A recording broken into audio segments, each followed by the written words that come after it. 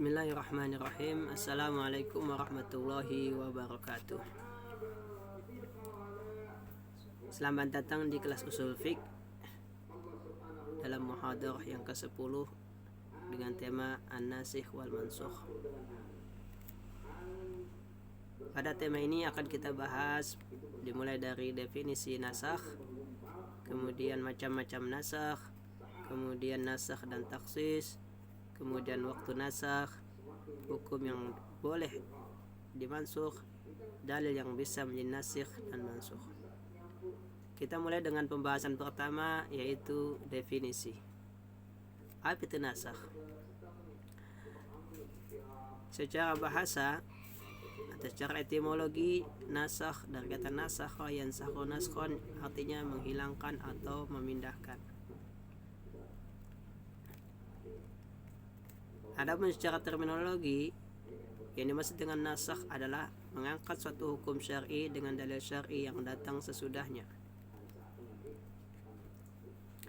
Dalil tersebut dinamakan nasikh, artinya dalil yang datang sesudah dalil yang sebelumnya, yang mana dalil yang datang sesudahnya itu mengangkat hukum syar'i yang ada pada dalil yang pertama, disebut dengan nasikh.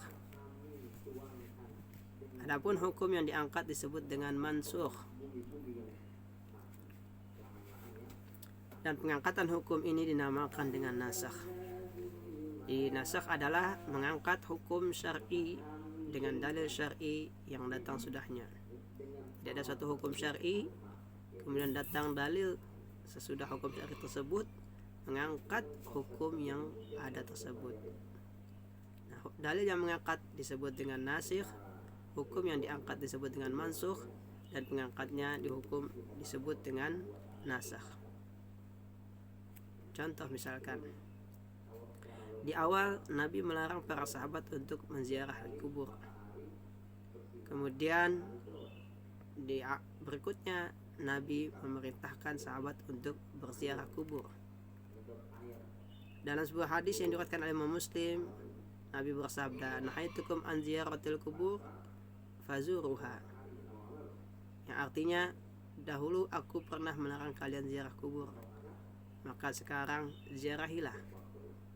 Nah, di sini kalimat fazuruha sebagai sebuah dalil yang mengangkat hukum yang sebelumnya, yaitu hukum larangan untuk ziarah kubur.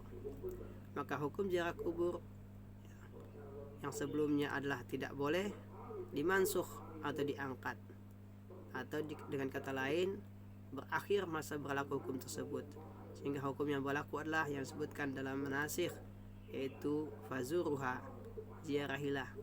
Sehingga hukum yang berlaku sekarang adalah ziarah kubur, hukumnya boleh, bahkan dianjurkan. Macam-macam nasakh. Ada beberapa tinjauan dalam pembagian macam-macam nasakh. Pertama, ditinjau dari cara nasakh atau cara penghapusannya. Yang kedua, ditinjau dari tilawah dan hukum. Yang ketiga, ditinjau dari pengganti. Dan yang keempat, ditinjau dari objeknya.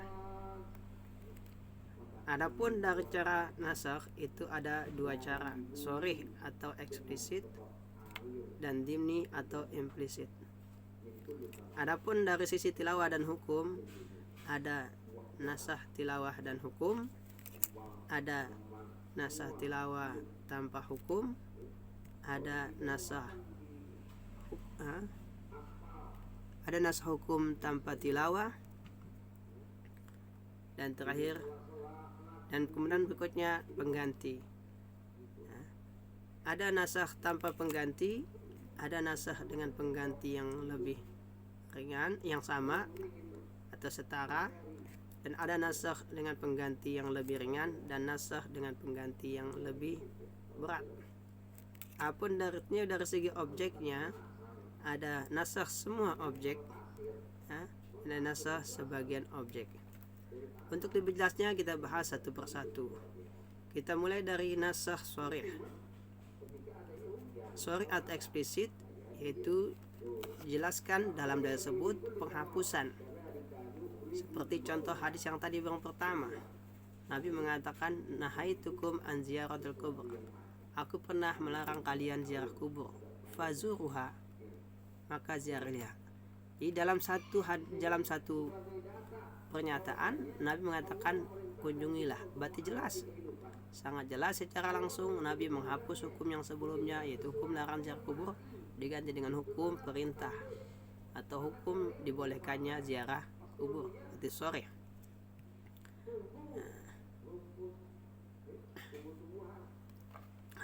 Hadis yang lengkapnya kemudian, wa nahaitukum an luhumil adahi fawqa thalathin, aku pernah melarang kalian untuk menyimpan daging kurban lebih dari 3 hari. Fa'amsiku ma badalakum, adapun sekarang silakan kalian simpan sesuai dengan yang kalian inginkan. Wa nahaitukum anin nabizi illa fi siqain, aku pernah melarang kalian untuk minum perasan anggur kecuali dalam wadahnya.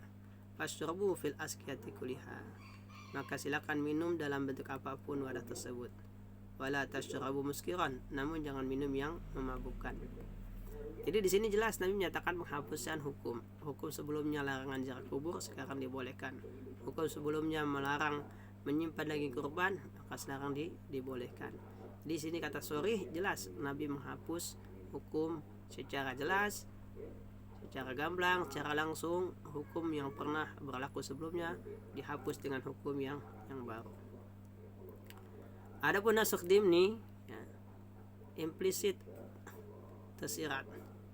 Kita contoh di sini dalam Al-Baqarah ayat 210, Allah Ta'ala berfirman, walladzina yatawaffawna minkum wa yadharuna azwajan wasiyatan li azwajihim mata'an ila hauli ghairi ikhraj. Dan orang-orang yang ditinggal mati oleh suaminya, dan orang-orang yang meninggal dunia dari kalian dan meninggalkan istri, maka istri tersebut menjalankan wasiat selama 1 tahun tanpa keluar dari rumah. Ayat ini disimpulkan oleh para ulama bahwasanya masa iddah atau masa di mana seorang wanita yang tinggal mati oleh suaminya tidak boleh menikah lagi dengan laki lain, masa iddahnya adalah 1 tahun. Kemudian ayat berikutnya, yaitu ayat yang berikutnya turun, walladzina tawaffawna minkum, dan orang-orang yang meninggal di antara kalian, wa yadharun azwajan, dan meninggalkan istri-istri, yatarabasna bi anfusinna arba'at asyhuri wa asyra, maka para istri tersebut menjalani masa penantian dengan diri mereka selama 4 bulan 10 malam. Nah, dari sini ada 2 ayat, ya, yang bertemakan tentang hal yang sama, yaitu ayat pertama menyatakan masa iddah 1 tahun, dan ayat kedua menyatakan masa iddah 4 bulan 10 malam. Seperti pembacaan sebelumnya, ini berarti terjadi ta'arud atau pertentangan antara dalil yang pertama, yaitu Al-Baqarah 240 yang menyatakan masa iddah adalah 1 tahun, dengan ayat 234 Al-Baqarah yang menyatakan masa iddah adalah 4 bulan 10 malam. Nah, di sini para ulama menyimpulkan karena kedua ayat ini tidak dapat digabungkan atau dijamak, ya, tidak pula dapat ditarjih karena sama-sama ayat Al-Quran sama-sama kuat, maka kesimpulan terakhirnya lah dinasakh. Dengan kata lain, secara tersirat, secara implisit, secara tidak langsung, ayat dengan turunnya ayat 234 ini menyatakan ayat 240 sudah tidak lagi berlaku, ya. Jadi ayat 234 menghapus ayat 240 Al-Baqarah, sehingga yang berlaku adalah ayat 234 Al-Baqarah yang menyatakan bahwasanya masa iddah adalah 4 bulan 10 malam. Kenapa dikatakan dimni atau implisit? Karena tidak secara langsung ayat ini menjelaskan bahwasanya ayat 240 Al-Baqarah itu dihapus oleh ayat 234. Ayat 234 tidak menyatakan secara langsung menghapus hukum yang ada pada ayat 240. Tapi dengan datangnya ayat 234 ini, ya, menunjukkan bahwasanya hukum pada 240 sudah tidak berlaku lagi atau sudah diangkat. Maka disitu disebut dengan dimni. Dan ini yang paling banyak terjadi, di mana para ulama menyimpulkan bahwasanya hukum ini telah dihapus oleh dalil ini, hukum ini telah dihapus oleh dalil ini, dan begitu seterusnya. Dan kebanyakan nasakh adalah dengan bentuk seperti ini, dengan macam seperti ini, di mana ketika ulama mendapatkan 2 dalil yang saling bertentangan, tidak mungkin ditarjih, tidak mungkin dijamak, maka kesimpulan akhirnya lah dinasakh, sehingga para ulama beristihad mana dalil yang datang lebih dahulu dan mana dalil yang datang sesudahnya. Maka otomatis dalil yang datang sesudahnya mengangkat hukum yang ada pada dalil yang datang sebelumnya. Beda dengan bentuk yang sebelumnya, nasakh sharih, arti dengan jelas dengan gamblang, dalil tersebut menyatakan pengangkatan hukum yang berlaku sebelumnya, di mana Nabi mengatakan dulu saya pernah melarang ziarah kubur, sekarang ziarahnya. Itu jelas secara gamblang, secara eksplisit menyatakan bahwasanya hukum yang lama tidak lagi berlaku dan yang berlaku lah yang sekarang.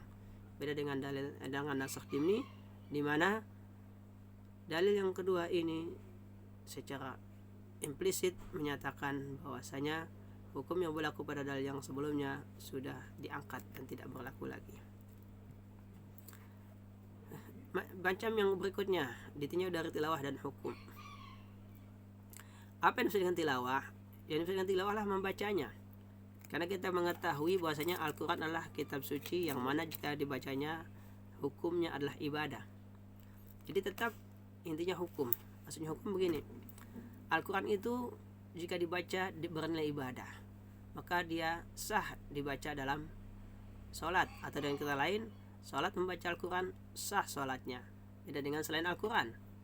Kalau kita dalam sholat membaca hadis, maka tidak sah sholat kita. Kalau kita membaca hadis qudsi pun tidak sah sholat kita. Tapi kalau kita baca Al-Quran, maka sah sholat kita. Nah, sehingga hukum baca Al-Quran adalah bernilai ibadah. Adapun yang masih dengan hukum yang kedua adalah hukum yang dikandungnya, bukan hukum membacanya. Nah, di sini ada sebuah contoh di mana tilawah dan hukumnya telah diangkat. Yaitu sebuah hadis yang diriwayatkan oleh Imam Muslim. Aisyah berkata, "Kana fi ma unzila minal Qur'an asyura da'atin ma'lumatin harimna."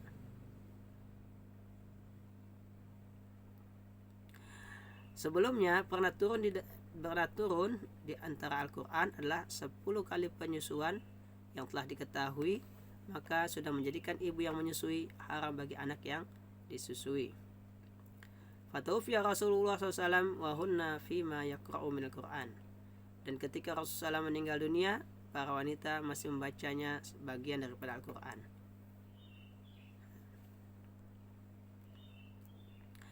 Nah, di hadis tadi contohnya, kenapa dikatakan tilawahnya dihapus? Karena di dalam mushaf sudah tidak disebutkan apa yang dinukil oleh Aisyah tadi. Artinya Aisyah memahami hadis tersebut sebelumnya ada Al-Quran, kemudian dihapus atau diangkat, tidak lagi menjadi bagian dari Al-Quran. Itu tilawahnya angkat, tapi hukumnya masih berlaku. Hukumnya juga dihapus, ya. Hukumnya juga dihapus. Jadi 10 kali penyusuan itu sudah dihapus atau diangkat, diganti dengan 5 kali susuan. Kemudian contoh macam berikutnya, nasakh tilawah dunal hukum. Tilawahnya diangkat tapi hukumnya tidak. Ya.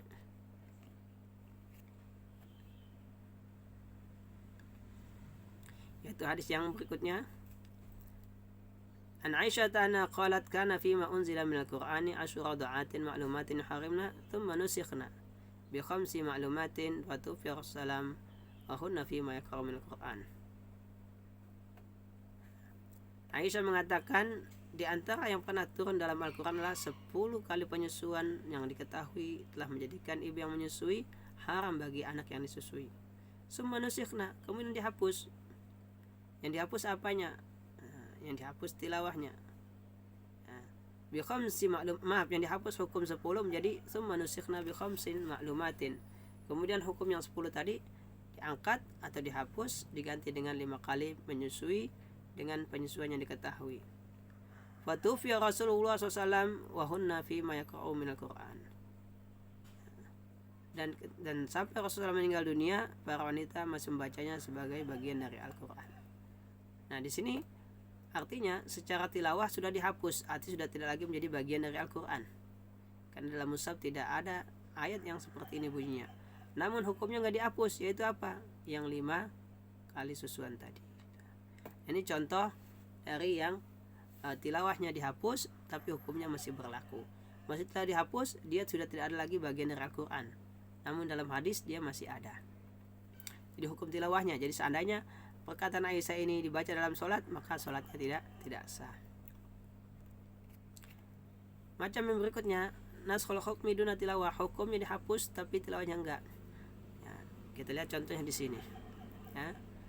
Nasah wasiat untuk kedua orang tua dan kerabat. Kutiba alaikum idza hadara ahadakumul mautu in taraka khairan alwasiyatu lil walidaini wal aqrabina bil ma'ruf haqqan 'alal muttaqin. Dalam ayat ini berisikan tentang wasiat untuk kedua orang tua dan kerabat. Kutiba alaikum, diwajibkan atas kalian, idza hadara ahadakumul maut, jika kematian mendatangi seorang di antara kalian, in taraka khairan, jika dia meninggalkan harta, al-wasiyah, diwajibkan untuk berwasiat. Jadi orang yang meninggal dunia sebelum dia meninggal, meninggalkan wasiat dulu. Buat siapa wasiatnya? Lil walidaini, kedua orang tua, wal aqrabin dan kerabat. Berarti dengan kata lain, orang tua dan kerabat, yang dimaksud dengan kerabat yang terdekat, yaitu mulai dari anak dan seterusnya, sebagaimana disebutkan dalam hukum waris. Artinya ayat ini menunjukkan bahwasanya orang tua, ayah dan ibu serta anak dan kerabat lainnya berhak mendapatkan wasiat. Kemudian hukum ini dihapus dan diangkat, ya, diganti dengan hukum waris. Yusikumullahu fi auladikum, Allah telah berwasiat kepada kalian tentang anak-anak kalian, lidzakari mislu hadzal unsayain, bagi anak laki 2 bagian dari anak perempuan. Dan juga termasuk di sini bicara tentang wali abawaihi dan kedua orang tuanya dan seterusnya. Sehingga pada ayat ini disebutkan bahwasanya anak dan orang tua mendapatkan bagian tertentu dari harta yang ditinggalkan, yang disebut dengan hukum waris. Sehingga kesimpulannya adalah ayah, ibu serta anak tidak lagi mendapatkan wasiat, hanya boleh mendapatkan warisan. Nah, sehingga jika orang meninggal dunia, tidak boleh dia lagi memberikan wasiat kepada anak-anaknya atau ayah ibunya, karena anak serta ayah dan ibu atau ahli waris lainnya, ya, itu sudah mendapat bagian dari harta warisan, maka tidak lagi boleh mereka menerima wasiat. Nah, sehingga kesimpulannya adalah hukum wasiat untuk kedua orang tua dan anak-anak sudah dihapus dan diganti dengan hukum waris. Tentu yang dimaksud dengan wasiat harta, ya. Nah, namun ayat tentang wasiat ini masih ada dalam Al-Baqarah ayat 180, tidak dihapus, ayatnya masih ada. Hukum yang dihapus, artinya masih ada. Kalau ayat ini kita baca dalam sholat, maka sholat kita sah, tapi hukumnya sudah tidak berlaku lagi.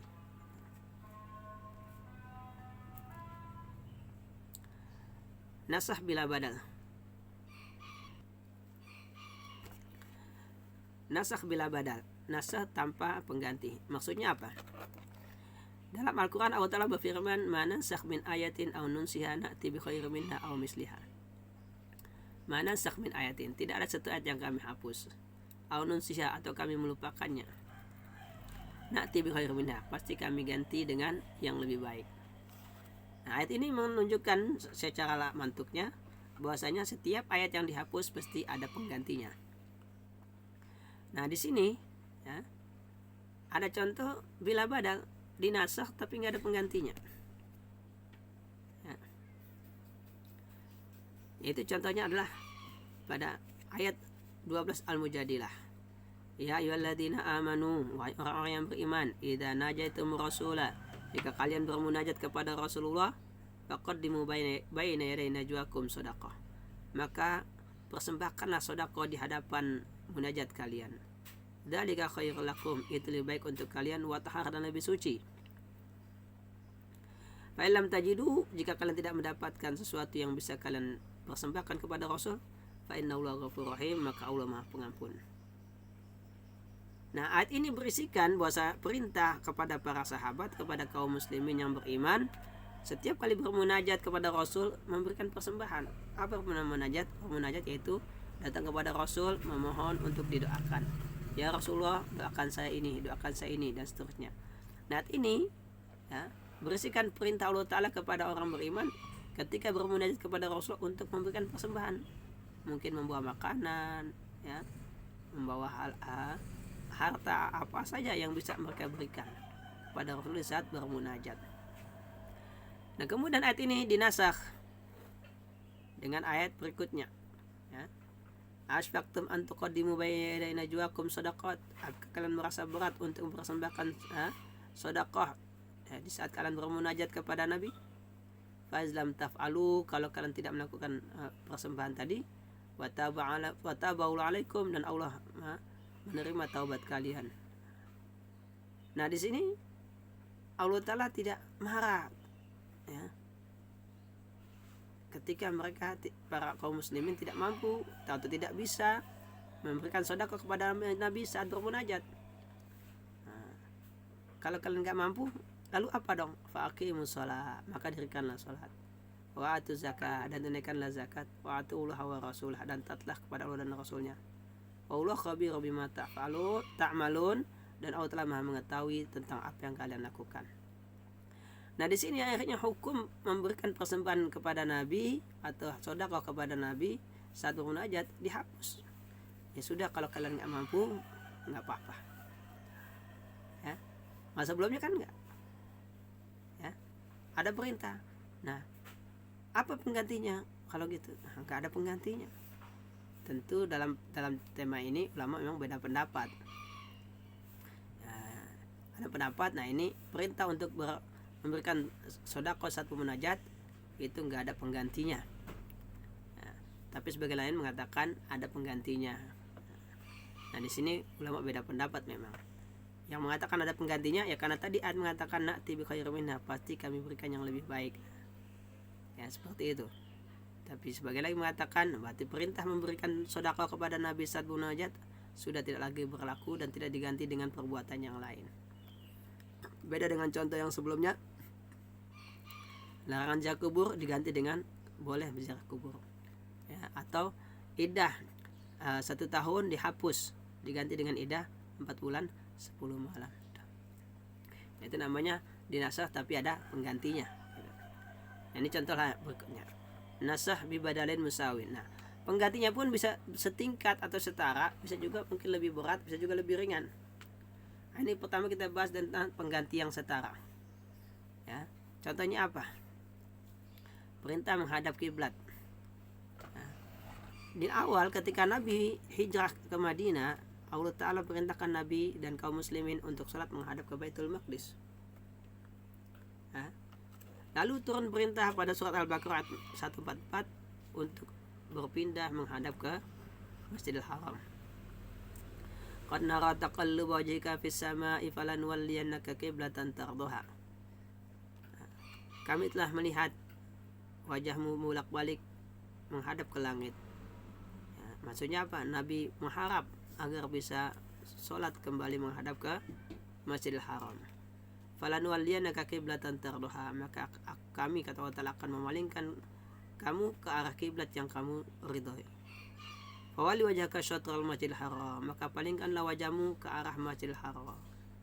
Wa aitsuma kuntum fawallu wujuhakum syatrah, dimanapun kalian berada maka palingkanlah, arahkanlah wajah kalian ke arah Masjidil Haram.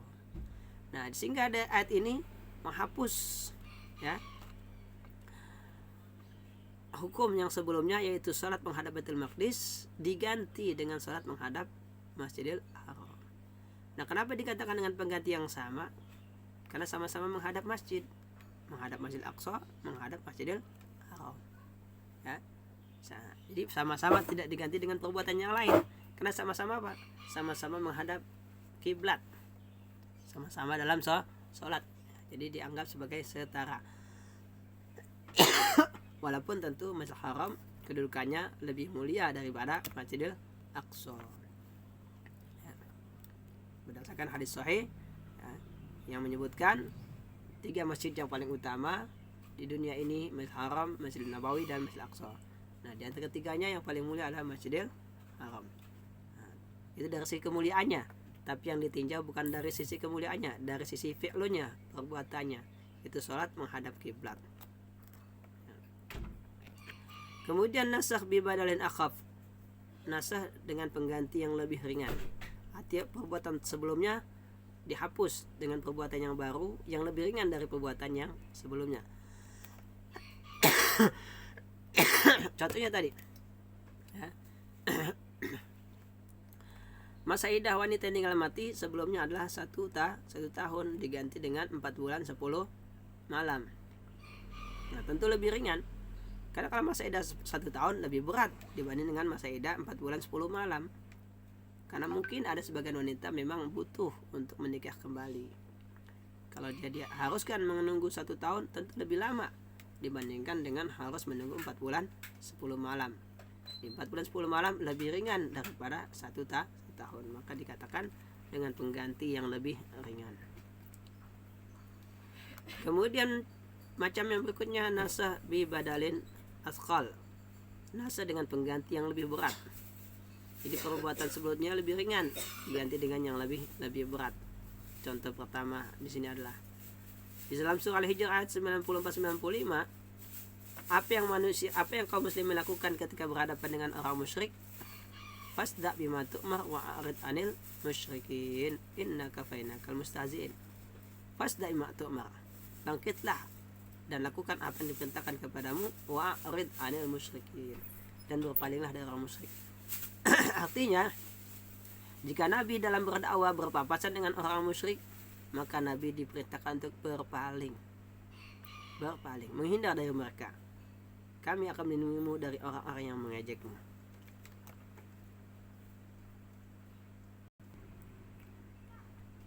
Nah, perintah untuk berpaling diganti dengan kewajiban untuk memerangi mereka. Ya, yaitu waqatilul musyrikina kafatan kama yuqatilunakum kafa. Perangilah orang-orang musyrik semuanya sebagaimana mereka memerangimu semuanya. Wa'lamu annahu ma'al muttaqin, dan ketahuilah bahwasanya Allah bersama orang-orang yang bertakwa. Jadi kalau sebelumnya ketika bertemu orang musyrik Allah memerintahkan Nabi untuk berpaling, sekarang kalau bertemu perangi. Ya tentu memerangi lebih berat daripada berpaling. Karena memerangi beresiko kematian. Tapi kalau berpaling, jiwa kita selamat. Berarti di sini hukum yang sebelumnya itu ketika berhadapan dengan orang musyrik hukumnya adalah berpaling, diganti dengan memerangi. Tentu memerangi lebih berat daripada berpaling. Macam yang berikutnya yaitu nasakh kulli, atau menasah semua objek. Seperti yang kita bahas sejak awal, suatu lafaz mengandung makna dan mengandung objek. Yang dimaksud dengan makna adalah hukum dan objeknya. Misalkan hukum wajib, objeknya apa? Sholat. Nah, berarti sholat wajib. Sholat itu objeknya, hukumnya adalah maknanya. Itu wajib. Ya. Contohnya lah menghadap kiblat. Di awal Allah Ta'ala perintahkan Nabi menghadap kiblat ke Baitul Maqdis. Kemudian turun perintah untuk menghadap kiblat ke Masjidil Haram. Nah, di sini hukumnya apa? Hukum menghadap kiblat. Nah, objeknya apa? Sholat. Nah, kenapa dikatakan semua objek? Karena semua sholat sekarang menghadap Masjidil Haram. Jadi bukan sebagian sholat menghadap Baitul Maqdis, sebagian lagi menghadap Masjidil Haram. Enggak, semua sholat. Maka dikatakan nasakh kulli, menghapus semua objeknya. Nah, ada lagi nasakh juz'i, sebagian objeknya yang dihapus, enggak semua. Contohnya adalah pada An-Nur ayat 4. Walladzina yarmunal muhsanati tsumma lam ya'tu bi arba'ati syuhada fajliduhum thamanina jaldah. Dan orang-orang yang menuduh para wanita-wanita muslimah yang baik-baik, menuduh mereka berzina, lalu mereka tidak bisa mendatangkan 4 saksi, maka cambuklah mereka 80 kali cambukan. Ini waladina ni'am, umum semua, siapa saja yang menuduh orang lain berzina dan dia tidak bisa mendatangkan 4 saksi, maka orang yang menuduh tadi hukumnya dicambuk. Alladzina ni'am, semua, siapa saja. Lalu turun ayat berikutnya, An-Nur ayat 6 dan 9. Walladzina yarmuna azwajahum wa lam yakun lahum syuhada, dan orang-orang yang menuduh istri-istrinya berzina tapi dia tidak memiliki saksi illa anfusuhum, kecuali diri mereka. Apa hukumnya seorang suami menuduh istrinya berzina tapi tidak dapat mendatangkan saksi? Apakah hukumnya sama dengan ayat 4 surat An-Nur, yaitu dicambuk 80 kali? Kita lihat. Fa syahadatu arahadim arba'u syahadatin billah innahu laminas shadiqin. Hukumnya bukan dicambuk, tapi hukumnya dia harus bersaksi sebanyak 4 kali dengan nama Allah bahwasanya tuduhannya adalah benar, dan seterusnya sampai ayat 9 yang disebut dengan li'an, ya. Jadi seorang suami ketika dia menuduh istrinya berzina, tapi dia tidak dapat mendatangkan saksi di hadapan hakim, maka hakim minta kepada suami tadi untuk bersyahadat dengan nama Allah sebanyak 4 kali, dan yang kelimanya ya, kemudian dia mengatakan, kalau seandainya aku berbohong maka Allah akan mengutukku. Nah begitu juga istri yang dituduh tadi, agar dia terbebas dari hukuman, maka dia pun bersaksi sebanyak 4 kali dengan nama Allah bahwasanya dia tidak melakukan apa yang dituduhkan, dan yang kelima kali mengatakan jika suaminya benar dalam tuduhannya maka Allah akan memurkainya. Nah sehingga dalam kasus di mana suami yang menuduh istrinya berzina, maka hukumnya bukan suami dicambuk 80 kali, tapi suami diminta untuk menyatakan saksi atau sumpah ya. Nah ini disebut dengan li'an. Jadi suaminya nggak dihukum cambuk. Berarti kan namanya ada penghapusan dari sebagian objeknya. Kalau alladzina umum berarti termasuk suami. Ternyata suami sini dihukum tentang suami dalam ayat Nur dihapus. Artinya untuk objek suami tidak berlaku ayat 4, tapi yang berlaku ayat 6 dan 9 ya, gitu. Maka dikatakan nasakh ya. Jadi ayat 4 umum mencakup suami. Dengan datang ayat 6 dan 9 berarti hukum tentang suami dihapus, tapi selain suami tetap berlaku ayat 4 surah An-Nur gitu. Oke. Nah lalu apa bedanya dengan taksis kalau begitu? Kalau tadi am untuk semua orang termasuk suami, nah yang kedua tentang suami aja berarti khos. Berarti kan mirip sekali dengan nasakh kalau gitu. Mirip dengan nasakh. Atau di mana perbedaannya antara nasakh dengan taksis kalau begitu ya. Nah di sini memang ada kesamaan dan ada perbedaannya. Ada kesamaan dan ada perbedaan. Sekarang kita sebutkan persamaannya dulu, kesamaannya. Ya. Kesamaan antara nasakh dan juz'i dan taksis adalah taksis am mengangkat hukum am dari sebagian afrodnya dan menjadikan hukum berlaku hanya pada yang tidak disebutkan oleh dalil mukhasis. Jadi kalau taksis am ya, itu mengangkat hukum am dari sebagian. Misalkan innal insana lafi khusrin, sungguhnya manusia berada dalam kerugian. Berarti insan am, semua manusia rugi. Ternyata ada illa, kecuali orang beriman, beramal saleh dan saling menasihati. Berarti kalimat insan itu kan mencakup orang beriman, mencakup orang yang beramal soleh dan saling menasihati. Tapi ternyata orang yang beriman, orang yang beramal soleh dan orang saling menasihati itu diangkat hukumnya dari am tadi, sehingga mereka tidak termasuk yang rugi. Adapun nasakh juz'i mengangkat hukum am dari sebagian afrodnya juga sama. Contohnya tadi, semua orang yang menuduh orang lain berzina tanpa dapat mendatangkan saksi, maka hukumnya dicambuk 80 kali. Nah itu termasuk suami, karena suami juga alladzina. Tapi dengan turunnya ayat 6 sampai ayat 9, berarti hukum cambuk 80 kali tidak berlaku bagi suami yang menuduh istrinya. Berarti suami dikeluarkan dari alladzina yang ada pada ayat 4 surah An-Nur. Nah, ini kesamaan ya, kesamaan antara nasakh juz'i dengan taksis. Adapun perbedaannya ya, dalam nasakh hukum mencakup semua afrodnya sejak awal, kemudian diangkat dari sebagian afrodnya dengan dalil yang menasakh, dan hukum tetap berlaku pada afrod yang lainnya. Adapun dalam taksis, hukum am berlaku pada sebagian afrodnya sejak awal, namun belum diketahui secara pasti kecuali setelah datang dalil yang mentaksisnya. Ini gimana memahaminya nih? Kita lihat ya. Jadi kalau dalam nasakh, yaitu tadi contohnya orang-orang yang menuduh orang lain berzina. Nah ini mencakup semua, termasuk mencakup suami.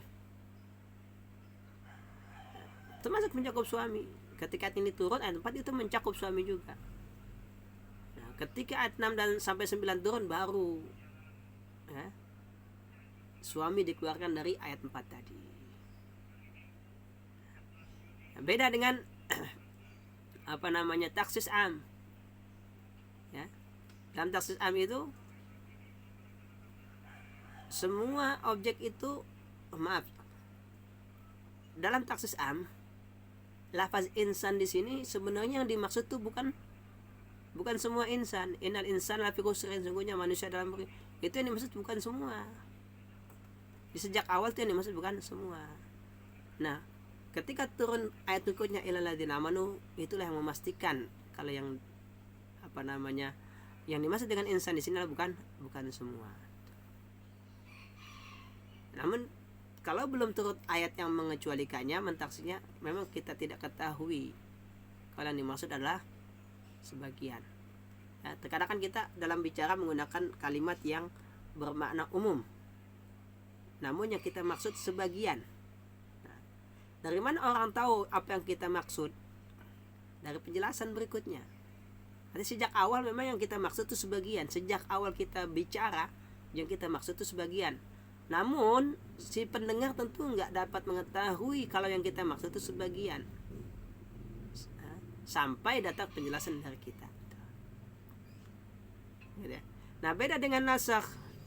Sejak awal yang Allah inginkan, yang Allah maksud adalah semua orang yang menuduh orang lain berzina, termasuk suami.